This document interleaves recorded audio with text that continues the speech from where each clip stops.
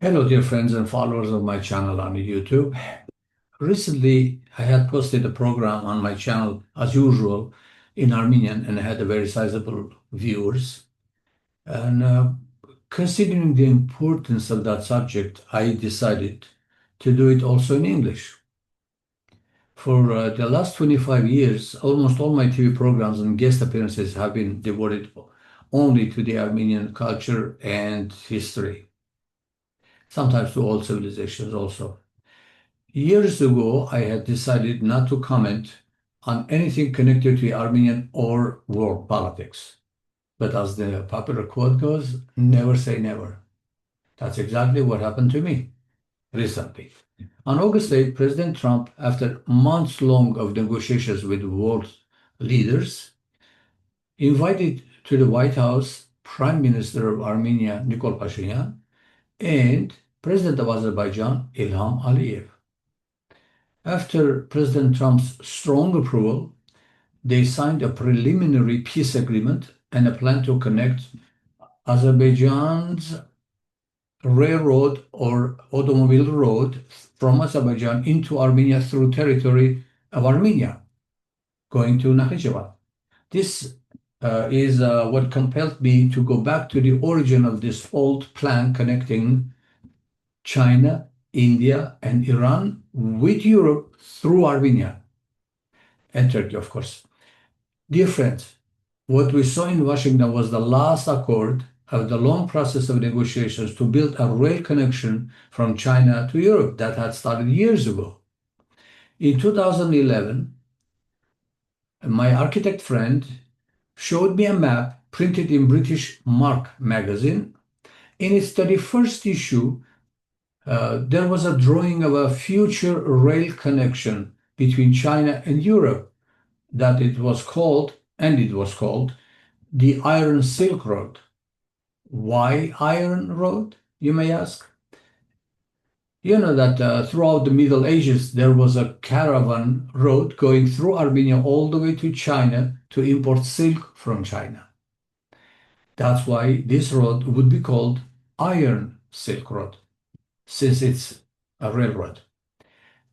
The tentative cost of this project was estimated to be $1.5 billion. Unfortunately for planners, on the path of this road, there were two seemingly endless wars going on. One was between Armenia and Azerbaijan over Karabakh, and the other one was in Afghanistan, where American army was in war with Afghanis. Since then, the road construction, on August 30th, 2021, President Biden ordered all American troops out of Afghanistan. Since then, the rail construction has started on their territory quietly. The remaining block of this project was that just 43 kilometers stretch of Armenian land between from north to south from Armenia and Iran, from east to west from Azerbaijan and Nakhichevan. The solution was to connect Azerbaijan or railroad through that piece of land. It would continue that land to Azerbaijan with Nakhichevan. It would continue on through Nakhichevan to Gyumri in Armenia and to Kars, and then from there on all the way to Istanbul. Usually in business, Armenia and Azerbaijan had almost agreed to sign that agreement, but they kind of couldn't get to the final agreement. And usually in business, when two parties agree and then they can't come down to a final agreement and sign, and somebody else is called in, and it's called like third party close, and third party comes and closes it. So when President Trump called Aliyev and Pashinyan to Washington to sign, and in my mind, I was sure that it would work. Now, there is another road going from south, from Persian Gulf city port, Bandar Abbas, through Armenia to north to Batumi and Poti. And that road would be connected, would work, and would be built with the help of Iran and Armenia and it would not cross with the railroad. They would go one under the other, and this way you would have two roads from Persian Gulf to Black Sea and from east to west. All right. That road, when it's done, it will be in the best interest of all parties. Believe it or not, even Russia had expressed interest on that.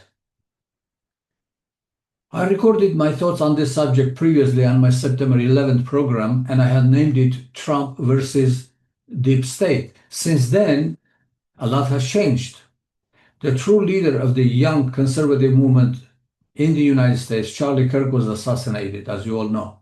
The main subject of my talk today, I have changed to President Trump versus global government. I have tried to explain my thoughts as openly as I can.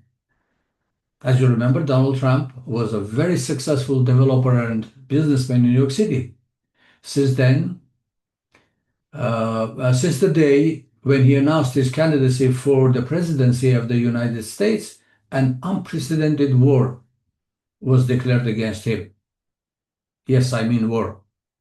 The opposition knew very well what was going to happen if Donald J. Trump became a president.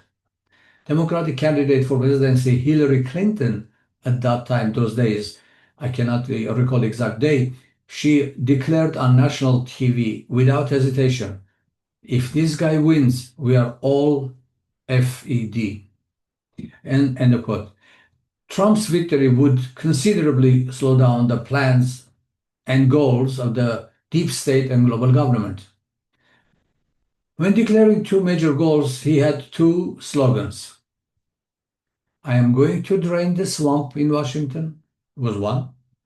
And the second one was Make America Great Again. And this is where the very famous slogan comes from, MAGA. It's the abbreviation of Make America Great Again. This one was like Ronald Reagan's 1980 presidential campaign slogan, when Ronald Reagan said, let's make America great again. On June 21st, 2017, newly elected Donald Trump entered the White House and soon found out that the swamp is very deep, very strong, and lots of invisible and dangerous creatures live there. The swamp is a very soft word. I personally would call it a sewer. To understand what was really going on, I had to go deep into history and current affairs of all relations between countries, politicians, bankers, to make some sense of it. Slowly that settled, and I was able to see the following picture. An invisible war had started, and one side we could see clearly newly elected wealthy businessman, developer, president with limited knowledge of the enemy, meaning the swamp or the sewer. On the other side was deeply entrenched so-called deep state with its tentacles everywhere. In the federal government, in banking sector, in mass media, in television, social media, Hollywood, in big business, in Wall Street, in education, medicine, everywhere you could see the fingerprints of the deep state. In short, they were everywhere in every aspect of American life. This looks very much like the communist Soviet Union, you would notice. Pretty soon, this war became obvious. In January of 2018, when in Swiss city of Davos, during a meeting of the World Economic Forum, the famous multi-billionaire George Soros declared in his speech on cameras the following: the Trump presidency is a danger to the world, and we have to get rid of it. The first term of presidency for Donald Trump was a sheer hell. Having been in business since 1970s, done hundreds of business deals, developments, having to deal with all kinds of good and evil people, getting to know how the financial world operates, he knew that very well.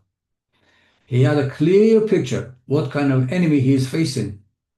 He knew very well that losing this war would have fatal consequences. but he selected to go for a victory. It's his slogan. Remember, he said, never give up, always aim high. That's his words. He chose to make America great again. The deep state was not sleeping. All fake charges, lawsuits, impeachments followed. In President Trump, they clearly saw a mortal enemy of their plans. It became obvious that deep state was part of the global government, period. Now the time has come for me to try, to the best of my ability, to explain based on facts only that I have been able to read, hear, and dig out through last 40 years of my life. What is the so-called world government or global government? How did it come around? Who are the people in it? Do they have any belief system? What is keeping them together? What kind of organizations or individuals are participating in that program? And finally, what is their goal on this planet called Earth? I'll try to answer these questions as we go. I am sure that every organization has best interests of humanity in mind, I hope. Same was true with leaders of French Revolution in 1799, Russian Revolution 1970, Chinese Revolution, Cuban Revolution, and others. We have seen even an attempt to bring socialism to Europe. Remember the slogan, socialism with human face? Every human being knows that there are naturally positive dreams and goals. One can achieve success through hard and honest work without breaking someone else's rights. And there is so-called utopia that is futile, regardless of how beautiful its goals may sound, simply because it is fantasy and its goals don't match with the human and universal laws. For me, who has lived 26 years under communist rule and studied communism ideology from Marx to Lenin, I had to do that to finish the university. It was much easier to detect the game that globalists had created for the rest of the world. One can only compare it to with a popular phrase, pie in the sky. In short, it's an impossible dream unless you are trying to create an Orwellian state with a big brother watching over everyone and everything. By the way, I have read that George Orwell's book titled 1984, 52 years ago when I first came to this country. And since then, I have read once more and I heard the recording, book on the tape, twice more. I still cannot answer a simple question for myself. What was he trying to do? Was he trying to help the humanity to understand the consequences of the dictatorship, or did he know something that others didn't? And why was he killed in hospital where he was admitted with a common flu? The opinion about utopian dream was developed for average human beings. But what were the globalist elite looking for themselves? Here I have to pause and mention that just came into my mind. There is an old Sufi phrase. It says, "A road to hell is paved with good intentions." Very interesting one. Anyway, the answer is two words. What the elite is looking for themselves, the answer is two words: money and power. Throughout the last several thousand of years, the money and power traveled from country to country, from ancient Mesopotamia to Roman Empire to German Third Reich, from one dictator to another, from Julius Caesar to Stalin. Eventually, all powerful and wealthy people understood that to achieve power, they must first accumulate wealth. After they accumulate enough wealth, they reach power. But once they have the power, they have to work to protect the wealth. This process eventually leads to wars and destruction. Throughout last at least 3,000 years, as far as we know, humanity went through many world upheavals, genocides, murder of millions of people, rise and fall of many empires, birth of several religions, although there is only one God. Alongside all scientific and religious achievements, humans invented a one-week calendar according to which 6 days were devoted to physical existence and work, and only one day to satisfy one's spiritual needs.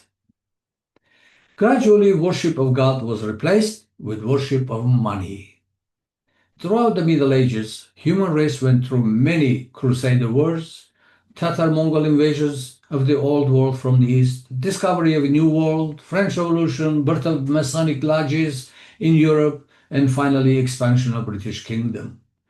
In the beginning of the 17th century, with the order of British King James I, East India Company was established, and soon after, India was swallowed by British Kingdom. After India, there were other countries on the line. They also went to Afghanistan and China. Starting early 1700s, British Crown has fought in 137 wars. They won all 136. They lost only one. And that was in 1776 against America. There was no United States yet. At that time, it was just the people living in America and East Coast. A few years prior, in March 1770, in his speech at the House of Lords, Earl William Pitt mentioned that there is something behind the throne greater than the king himself, referring to the unelected figures in governing the country. Can we say that the deep state was already alive and working in England those years? By 1765, British Empire, as I said before, took over India, and then came wars in China and Afghanistan. Then huge number of narcotics were developed in Afghanistan and sold in China, and all this proceeds were sent over to Bank of England in London. In 1845 through 1852, artificial famine was created in Ireland. It was called potato famine. The main source of food in Ireland was cultivating potato and selling it. And once the famine was created, a lot of people died and a lot of people immigrated out of Ireland. Eventually, British colonial anti-human foreign policy developed into global domination and global control philosophy. The crushing defeat on March 17th, 1776 at Boston Tea Party did not deter them from trying to conquer the world by any means. Among numerous examples, I would like to bring to you a classical one, which is my favorite. In 1870, parents of sick boy by name Cecil Rhodes sent their 70-year-old boy down to South Africa to his brother for health reasons. But soon Cecil joined his elder brother in business, mining and selling diamonds, and became very wealthy. Later, the territory was named after him, to Rhodesia, after Rhodes. Here are a couple of his famous quotes that explain everything. The beginning of the quote: "Why should we not form a secret society with but one object, the furtherance of the British Empire and the bringing of the whole world under British rule, for the recovery of the United States, meaning including, for making the Anglo-Saxon race but one empire." What a dream! But yet it's probable and possible. The second one is, he goes, "We must find new lands from which we can easily obtain new materials and at the same time exploit the cheap slave labor that is available from the nations of the colonies. And the colonies would also provide a dumping ground for the surplus goods produced in our factories. End of quote. That's a brilliant colonialist ideas. By the way, the black slaves in America came from Africa. And who were the people who brought them from Africa? The British tradesmen. They bought from black trade, not tradesmen, but from chieftains and put them in the ships and brought them over to the United States and sold them to American farmers. Now let's go back to main question. What is the global government? For centuries, imperialistic foreign policy and political philosophy by many powerful countries led toward the idea of global occupation and domination in all areas of human life. As a result of two world wars and numerous local wars and conflicts, dozens of multinational and secret organizations were formed. Dear friends, in 1888, political advisor to the British Prime Minister Gladstone, the one you probably know very well, his advisor, Lord John Acton, declared in his speech to the British House of Lords the following: power corrupts. Absolute power corrupts absolutely.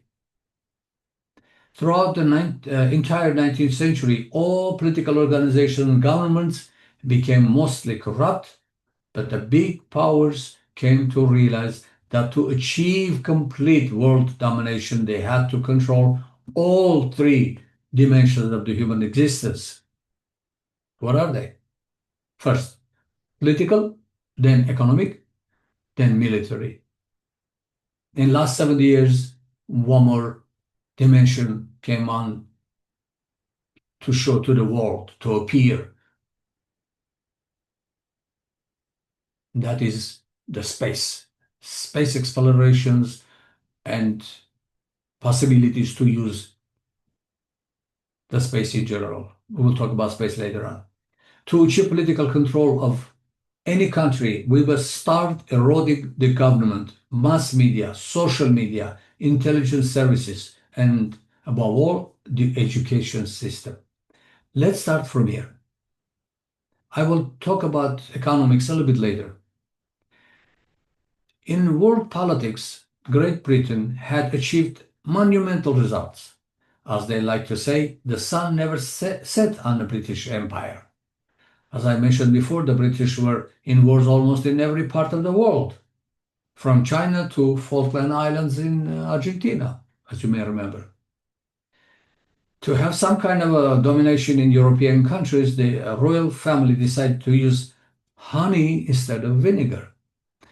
Queen Victoria, who was on the throne for 63 years, from 1837 till 1901, had 5 daughters and 4 sons. The eldest daughter, also named Victoria, married Kaiser of Germany, Frederick III. Their son, out of their marriage, later became Kaiser Wilhelm II of Germany. And their daughter, Sophie, married Greek King Constantine I in 1889. Victoria's other daughter, Alice, married Duke Louis IV from Hesse, Germany.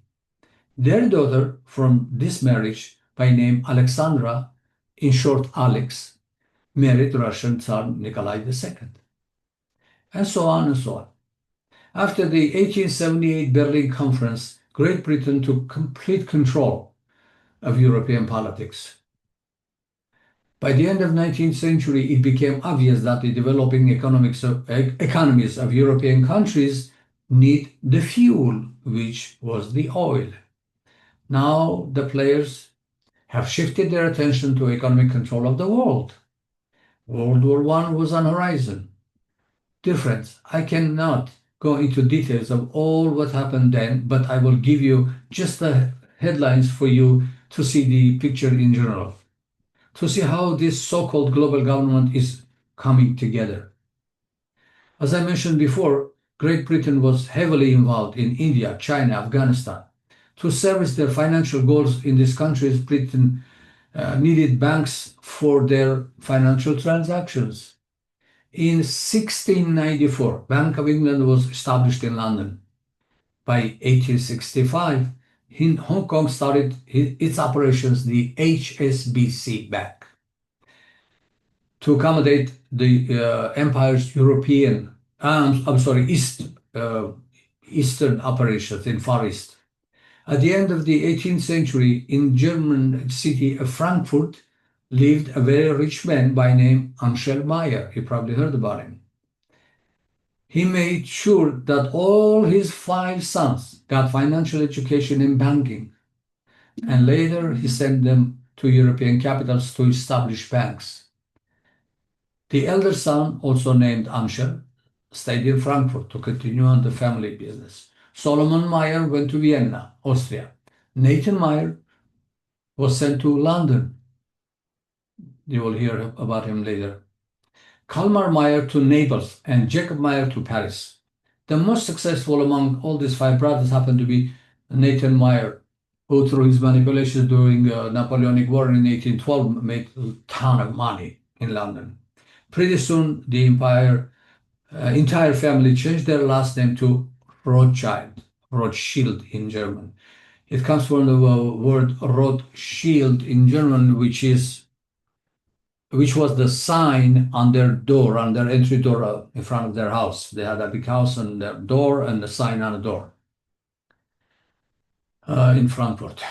Through the 19th century, parallel to centralization and control of most of the governments, we can see also non-stop efforts to bring the world wealth under control. To do that, it would take lots of hard work and ingenuity. In 1905, Wall Street financed Japanese emperor to conquer all small countries in Indochina. Japanese robbed all the wealth of those countries, everything what was valuable in those countries. They just robbed them, stole them, and then stored all of that bounty in a special tunnels under Philippine jungles. After World War II, Americans discovered where the gold is, and they put them all on the ships and shipped them to Switzerland. That gold that was hidden in Philippines was called the Yamashita's gold, since General Yamashita conducted the entire operation and he had a map of all those tunnels in jungles. In 1917, Wilhelm Kaiser financed Bolshevik Lenin and sent him along with his 32 other Bolshevik comrades to St. Petersburg. Wall Street's Kuhn, Loeb and Company's senior partner, Jacob Schiff. Does it sound a bell? Jacob Schiff financed another revolutionary, Lev Trotsky, and sent him from New York through Canada to Russia to join Lenin. I have to say something here. I haven't written it in my script, but I have to mention this. In 1917, British combined with Americans decided they have an excellent candidate to send to Russia to carry out a revolution. He was supposed to be number one, Lev Trotsky. He lived in New York City only 6 months. They gave him American citizenship, passport, money, and they sent him to Nova Scotia, Canada, to take the ship and go to St. Petersburg. As a result of Canadians' misunderstanding who this guy is, they kept him for 2 weeks. And then eventually, when he was allowed to go, he boarded the ship and ended up in St. Petersburg. But he was late 2 weeks. Lenin was there 2 weeks prior, and he became number one, and Trotsky became number two. Plans mixed. So that's just in between. Anyway, the plan for sending Trotsky to St. Petersburg was very clear. Combined with Lenin, they would just overthrow the Tsar's government and rob Russian wealth and eventually, you know where it usually goes. And Lenin and Trotsky did that very successfully. They destroyed Russia, and according to historical facts, there have been 27 railroad cars full of gold of Russian Empire's money in St. Petersburg. But after the revolution, that money somehow traveled all the way through East Russian Railroad, all the way to Vladivostok, and was boarded, loaded on British military ships, and ended up in Mediterranean Sea, and ended up eventually in Switzerland. That's what Peter Fleming says in his book, The Fate of Admiral Kolchak, if anybody is interested. By the way, Peter Fleming is the Ian Fleming's brother. Let's go forward now. Before Russia, the big bankers had their eyes fixed on America. Throughout the 19th century, all banks in America were privately owned. The government was only controlling their operations. This situation was not acceptable for big banks. In 1893, Paul Warburg, who was the brother of the chairman of the Deutsche Bank, Max Warburg, made a trip to New York, where he met with his future wife, Solomon Loeb's daughter, Nina Loeb. You know, Kuhn, Loeb and Company. They got married, and he returned to Germany, but in 1902, he moved with his wife back to New York permanently. He became a partner at Kuhn, Loeb and Company with his father-in-law. Soon, he created a circle of very wealthy, influential bankers and businessmen. They promised Democrat Woodrow Wilson the White House in return for a right to create a central bank of the United States in 1912. Woodrow Wilson became president. Before that, in November 1910, Paul Warburg, in extreme secrecy along with 6 other bankers, traveled to a small island off of the state of Georgia, just north of Florida. The inner sea, there's an island, small island, that was called Jekyll Island. After days of discussions, these 7 men decided to create a central bank and call it Federal Reserve System. It's not federal, it's not reserve, and it's not a system. It's just a central bank.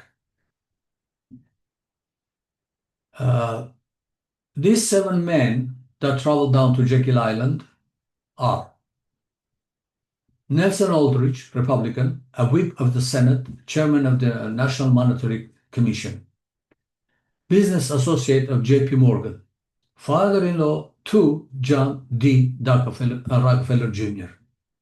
Second, Abraham Piet Andrew, Assistant Secretary of United States Treasury. 3. Frank A. Vanderlei, President of the National City Bank of New York, the most powerful of the banks at the time, representing William Rockefeller and the International Investment Banking House of Kuhn, Loeb and Company. You heard it right, International Investment Banking House. Number 4, Henry P. Davison, Senior Partner of the J.P. Morgan Company. Number 5, Charles D. Norton, President of J.P. Morgan's First National Bank of New York. Number 6, Benjamin Strong. Memorize this name. You're going to hear this name a little bit later. What part he played a little bit later. Benjamin Strong, head of the J.P. Morgan Bankers Trust Company. And the 7, Paul Warburg, the partner in Kuhn, Loeb and Company, a representative of the Rothschild banking dynasty in England and France, and brother to Max Warburg, who was head of the Warburg Banking Consortium in Germany and Netherlands. They had divided the whole Europe.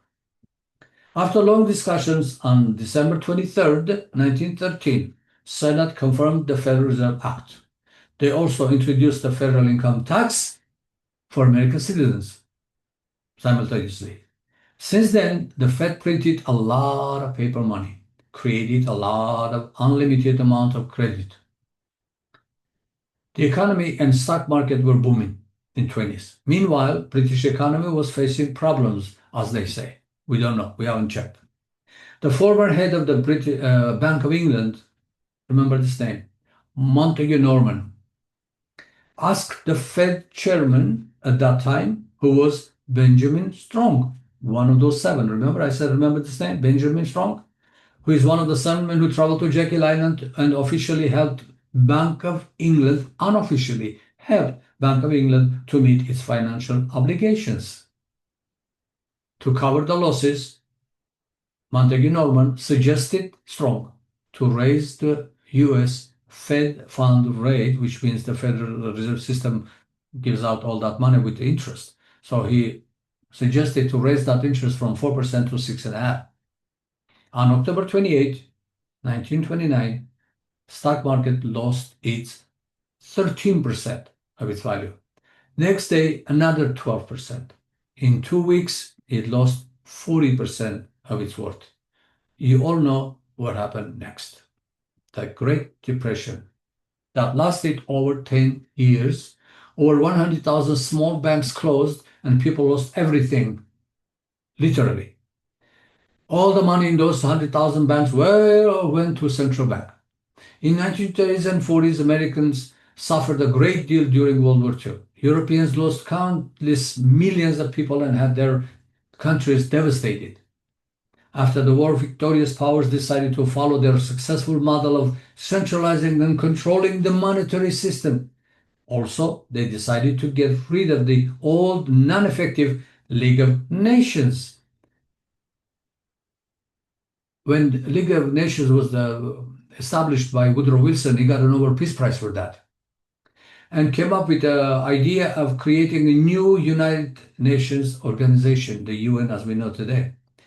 To do that, on March 25th, 1947, John D. Rockefeller, actually he's the third, donated $8.5 million to purchase 6 blocks of land in New York City between East River and First Avenue. Those who know New York City, you know that the east side is the East River, and this UN building right now is standing right next to the river, between First Avenue and the river, by 42nd Street. So, later on, a 39-story high-rise was built to accommodate all members of the member countries. Today, those countries are 193. Slowly, the global mystical government was taking shape. Dozens of secret organizations were being assembled by and for very selective people. I will read the names shortly. All of this could not succeed without complete cooperation by the US government and its presidents. Let's look at them. After World War II, Dwight Eisenhower, who was a general and fought in World War II and became a president, at the end of his term, he warned against the unlimited power of the military-industrial complex.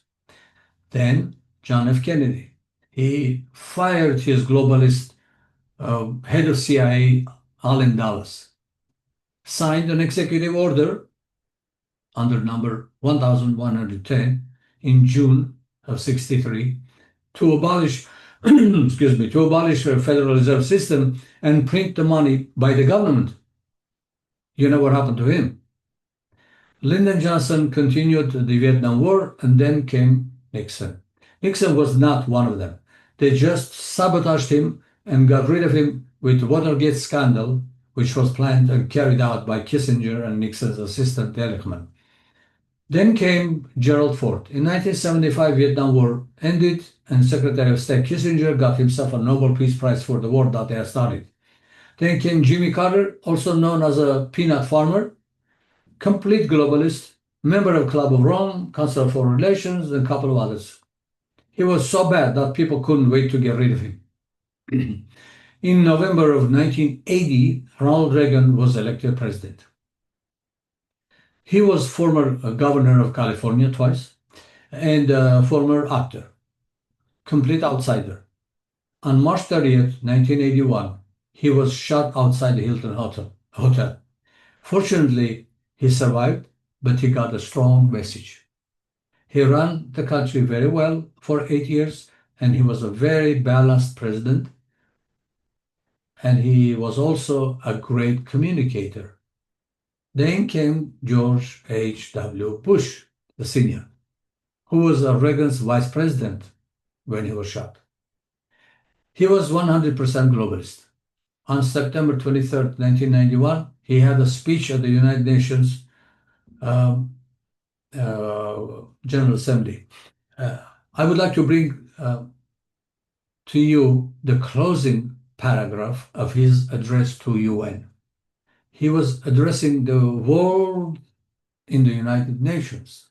So he began his speech, and then I'm quoting from the half a bit because it's long. The last paragraph sounds like this, beginning of quote. Inspire future generations to praise and venerate you, to say honor ruins of conflict, because they had started the war. These brave men and women built an era of peace and understanding. They inaugurated a new world order, an order worth preserving for the ages. End of the quote. By the way, he had started the Iraq War. Then we go to number 9, Bill Clinton. Very smart, very shrewd, self-centered globalist who played both sides and survived even his impeachment for lying to Congress. Then comes George W. Bush Jr., total puppet of the world government. He fried his brains, by the way, while in college in Massachusetts. In my opinion, he wasn't worth even to be mayor of a small village. Buttigieg was much smarter than he was. Then comes Barack Obama, an absolute heavenly gift for the globalists, a great pick by them.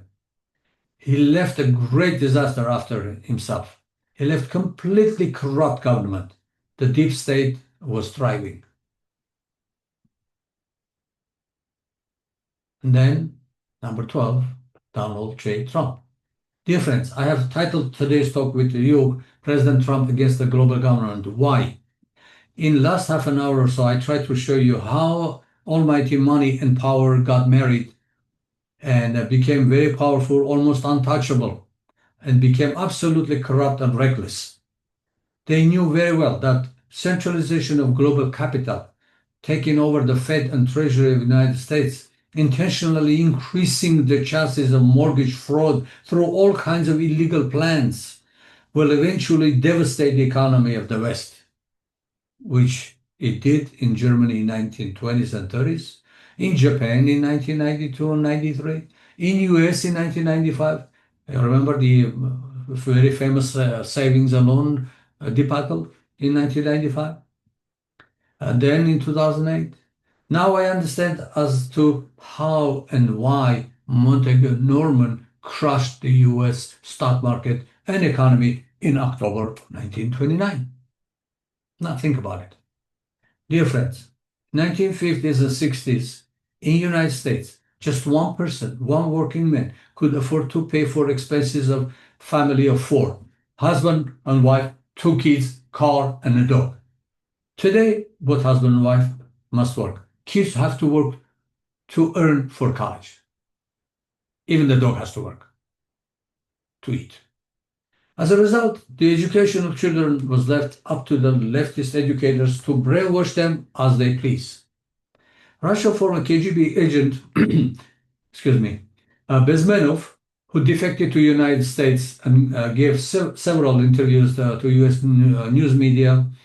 I remember seeing it on NBC in 83 or 84, warned everyone that in a few years, a new young generation of Americans will be completely brainwashed. They will become teachers and professors at universities. You can watch that on YouTube, it's available.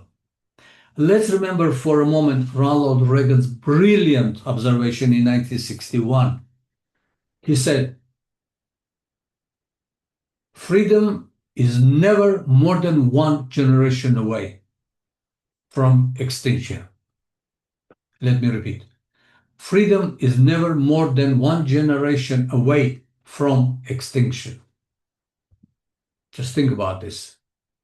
What he meant is one generation if one generation became leftist and communist, then the future of the country would be very bleak. He could clearly see the incoming danger of 1960s. At the end of Obama era, all the economic, social, educational, medical problems culminated to the breaking point. Another utterly corrupt and arrogant candidate, Hillary Clinton, was supposed to be our next president. Unexpectedly, out of nowhere, against all odds, a successful businessman from New York, Donald J. Trump, becomes a president, wins the elections. Can we say that it was divine intervention that saved us all? Who knows? The globalists used the well-established deep state to sabotage Trump for 4 years. Never-ending lawsuits in different states, blocking his work in every possible way. Even JP Morgan and 15 other banks had closed Trump's 300 business accounts. What a travesty. If that wasn't enough, they introduced to the world the mortal virus, COVID.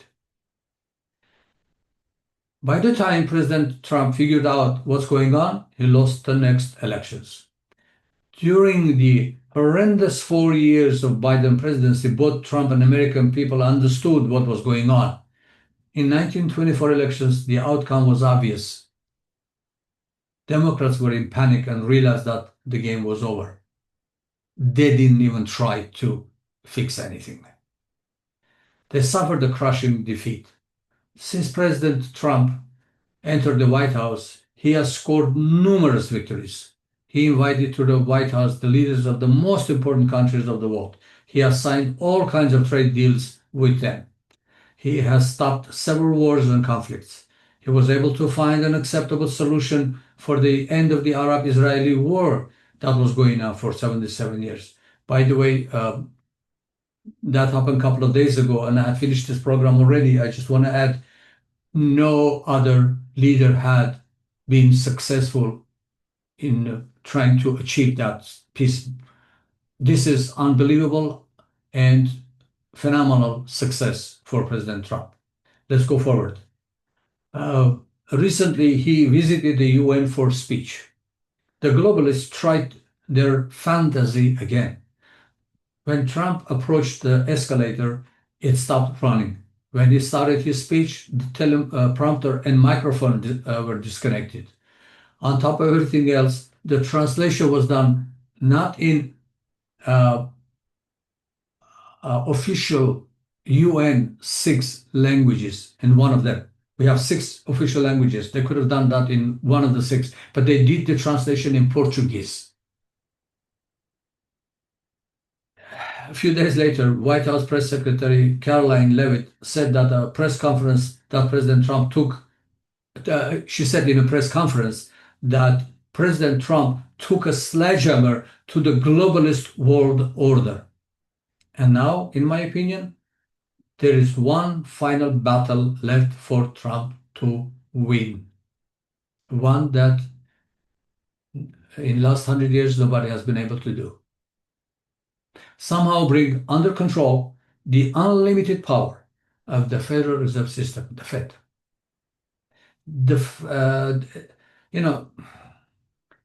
To give you an idea as to what enormous battle he is facing, look at these numbers.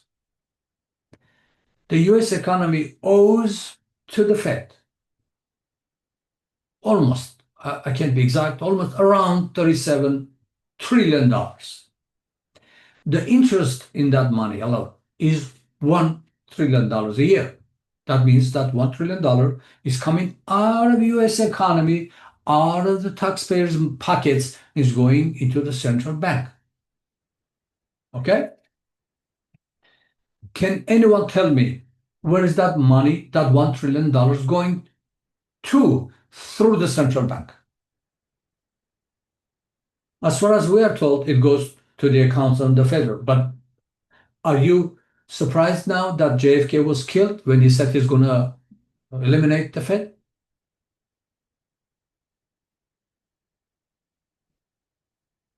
Trump also said recently, a few months ago, that every 1% of the interest rate that Fed is charging people, every 1% is costing Americans $347 billion. 1%. Okay, let's go forward now. I'm going to give you now some names of the very famous, world famous organizations. They are famous, they're known, but known to small circle of people who are interested, of course. The regular public doesn't know this stuff. Names of some of these organizations that are part of the global government. Okay, let's go.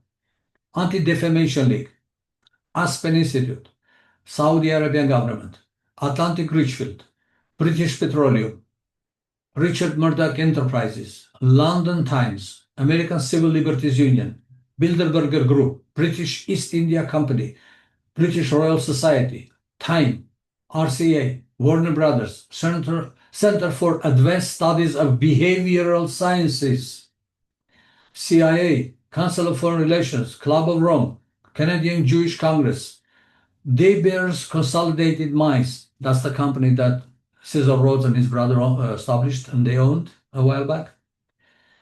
East India Committee of 300, Fabian Society, World Foundation, Federation of American Zionists, Harvard University, Hudson Institute, International Institute of Strategic Studies, Knights of Malta, London Board of Deputies of Jewish, London Board of Deputies of British Jews, London School of Economics, Massachusetts Institute of Technology, the famous MIT, National Council of Churches, National Council of Churches, North Atlantic Treaty, the NATO, New York Grand Institute, Order of St. John of Jerusalem, Princeton University, a Royal Institute for International Affairs, Stanford Research Institute, Tavistock Institute for Human Relations, Trilateral Commission, University of Pennsylvania, U.S. Association of the Club of Rome, Warburg Family, World Council of Churches,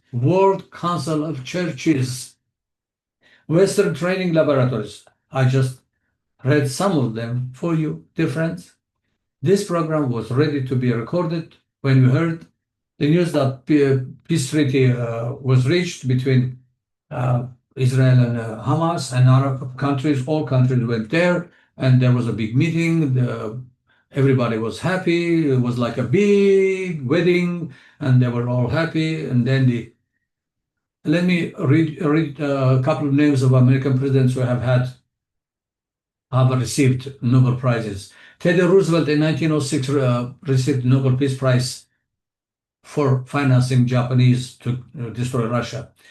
Number 2, Woodrow Wilson for establishing the League of Nations. Number 3, Jimmy Carter for advocating human rights. Barack Obama for strengthening international diplomacy.